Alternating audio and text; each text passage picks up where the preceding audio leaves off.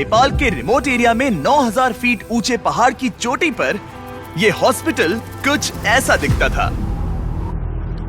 इतनी दूर रहने की वजह से इस कम्युनिटी में बिजली नहीं है, मतलब स्थानीय डॉक्टर्स अच्छे मेडिकल इक्विपमेंट तक नहीं पहुंच पाते और अक्सर उन्हें सिर्फ टॉर्च और बहुत ही बेसिक टूल्स का इस्तेमाल करके अंधेरे में सर्जरीज और कॉम्प्लेक्स मेडिकल प्रोसीजर्स परफॉर्म करनी पड़ती हैं। बेहतर देखभाल की जरूरत पड़ने पर एक बेहतर मेडिकल फैसिलिटी तक पहुंचने में घंटों लग सकते हैं। इन प्रॉब्लम्स की वजह से कई मौत और मिसकैरेजेस भी हुए हैं। तो हमारे long term partners give power, जिनके साथ हम अपने पिछले 3 फिलैंथ्रोपी वीडियोस में काम कर चुके हैं, उन्होंने डैन और डैरेन को इस समस्या का हल ढूंढने में मदद करने के लिए खोलोग्विन की यात्रा पर चलने को कहा, जहां उनका धूमधाम से स्वागत किया गया पृथ्वी पर सबसे खूबसूरत जगहों में से एक में।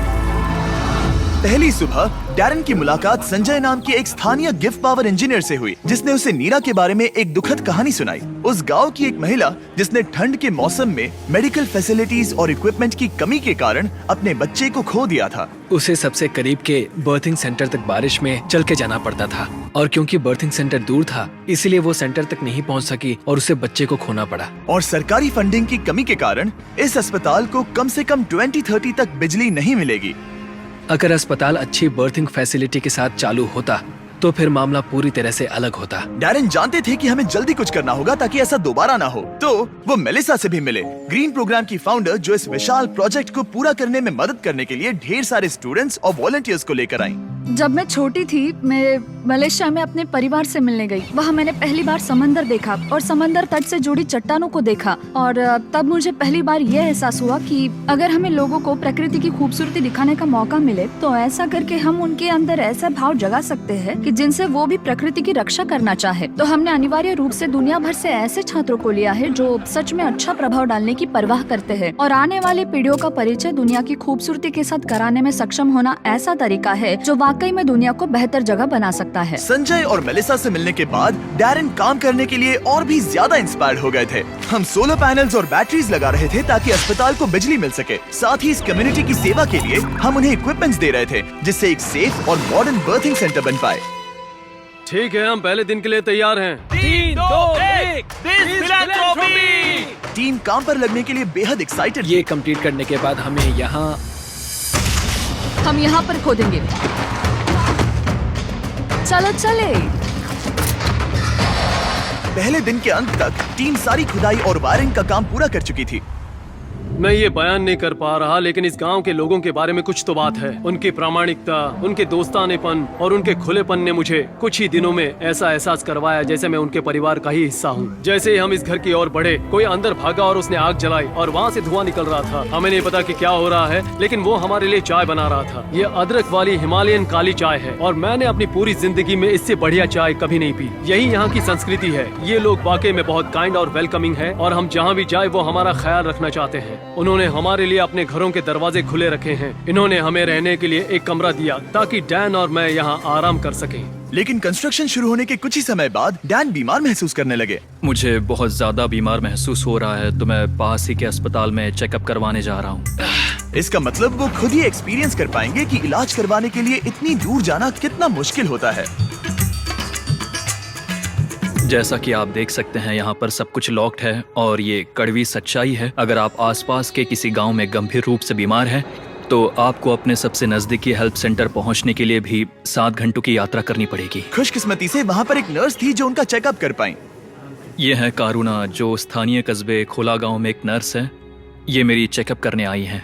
लेकिन क्योंकि बिजली नहीं है, इसीलिए वो सिर्फ बेसिक चेकअप ही कर पाई। वो इस नतीजे पर पहुंची कि डैन की तकलीफ है गाठी। हाँ, मुझे गाठी हुआ है, जो एक दुर्लभ नेपाली बीमारी है। दरअसल ये मामूली सर्दी जुकाम है। लेकिन इतने बड़े कम्युनिटी के लिए अक्सर इससे भी ज्यादा सीरियस केसेस होते हैं, जिनके लिए इमीडिएट और कॉम्प्रिहेंसिव ट्रीटमेंट की जरूरत होती है, जो कि अवेलेबल नहीं है। इस प्रोजेक्ट पर सब कुछ निर्भर था। टीम पहले से ही दबाव महसूस कर रही थी, इसलिए जब तक डैन आराम करता, टीम ने काम जारी रखा।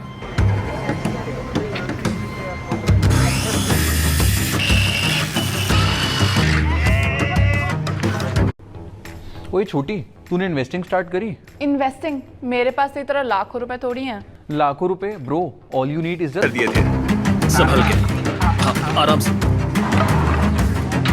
टीम की कड़ी मेहनत के कारण हम स्केड्यूल के आगे थे, तो डैरन ने संजय के बारे में और जानने के लिए समय निकाला। जब मैं ऊपरी हिमालय में काम कर रहा था और उपकरणों की मरम्मत कर रहा था, तो हमें पता चला कि इस गांव में बिल्कुल भी बिजली नहीं है। और जब हम यहाँ पहुँचे तो मैंने देखा कि एक बच्चा सोया था और वहाँ एक लकड़ी के बॉक्स में आग लगाई गई थी। और मेरे दिमाग में अचानक आया कि इस तरह के उपकरण हम भी बना सकते हैं। और उसके बाद मैंने यहाँ नेपाल में एक टीम बनाई और फिर हमने एक बेबी वार्मर बनाया, और हम इसे नेपाली में न्यानो न्यानी कहते हैं, जिसका मतलब है एक गर्म बच्चा। न्यानो नानी इतनी सफल हुई कि इसने यूएसए में पीपल्स चॉइस अवार्ड जीता। मुझे लगता है कि ये मेरे लिए एक सपने के सच होने जैसा है, क्योंकि मेरा लक्ष्य इस तरह के वार्मर का निर्माण करना और लोगों को जागरूक करना कि इस तरह के रिमोट एरियाज में हॉस्पिटल्स का क्या महत्व है। सिंपल मेडिकल इक्विपमेंट से जान बच सकती है, ये समझने के बाद डैरन ने 10 और बेबी वार्मर्स खरीदकर संजय को सरप्राइज किया, जिन्हें वो इस तरह के बाकी कम्युनिटीज को डोनेट कर सके। संजय, मैं तुम्हारे पास से 10 और बेबी वार्मर्स खरीदना चाहता हूँ, और तुम इन्हें जिस भी हॉस्पिटल या कम्युनिटी में बांटना चाहते हो वहाँ बांट सकते हो। तुम्हारा बहुत बहुत शुक्रिया डैरन, ये मेरे और मेरी टीम के लिए बहुत मायने रखता है। Thank you so much. सिर्फ एक दिन बचा था, हम कंस्ट्रक्शन पूरा करने के बहुत करीब थे और पूरी टीम आखिरी सोलर पैनल पर साइन करने के लिए एक साथ आई।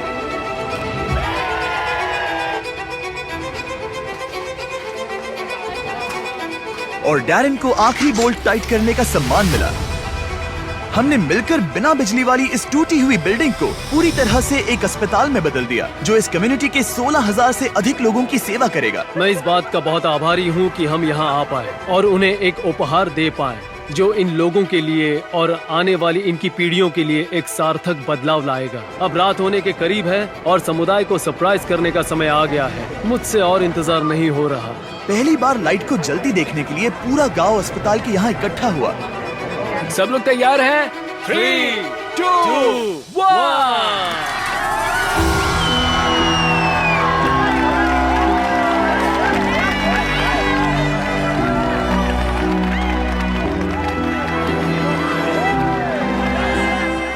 किसी कम्युनिटी में पहली बार रोशनी जलते देखना एक बहुत ही खूबसूरत एहसास है, और इससे इस समुदाय के साथ शेयर करने में मुझे बहुत अच्छा लगा।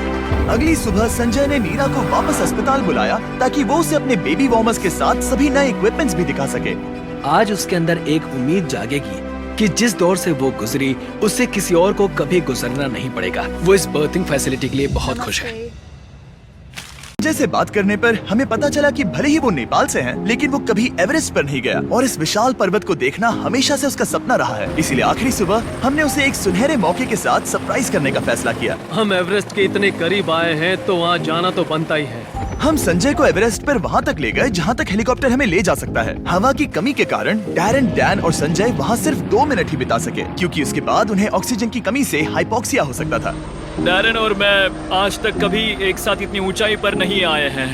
मुझे तो यकीन ही नहीं हो रहा। एवरेस्ट को देखकर संजय भावुक होकर अपने घुटनों पर आ गया। मैं बहुत खुश हूँ।